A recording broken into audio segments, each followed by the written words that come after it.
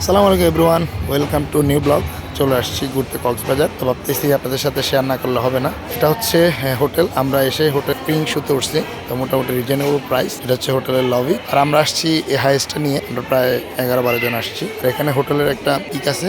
এটা হচ্ছে পুরো হোটেলের ভিউটা। তো মোটামুটি সবই ঠিক আছে। তারপরে রুমে উঠলাম। রুম থেকে মালামাল নিয়ে চলে আসলাম আমরা নাস্তা করার জন্য। তো নাস্তার জন্য সবাই অপেক্ষা করতেছে, কারণ সকালবেলা হোটেলগুলোতে অনেক ভিড় থাকে। যার যেটা মন চাইছে সে ওইটাই অর্ডার দিছে। অর্ডার দিয়ে বসে রয়েছে, অপেক্ষার পর শেষ হচ্ছে না, কারণ রাতে কেউ কিছু খায় নাই। চিন্তা করছে সকালে হোটেলে এসে নাস্তা করবে। এই হচ্ছে ডালবাজি। দেখতে মোটামুটি সুন্দরই দেখা গেছে। আমার মনে হয় খেতে খুব ভালো লাগবে, এরকম একটা আশা ছিল। তো যাই হোক, ডালবাজি আগে চলে আসছে। খাবারের জন্য সবাই অপেক্ষা করতেছে। পেট খেতে কেউ মানাতে পারতেছে না, অনেকের আফসোস হচ্ছে, কষ্ট হচ্ছে। তারপর অনেকক্ষণ বসার পর আসছে যে রুটি আসছে, পরোটা আসছে। খাবার আসার পরে তো এক একজন মহা খুশি।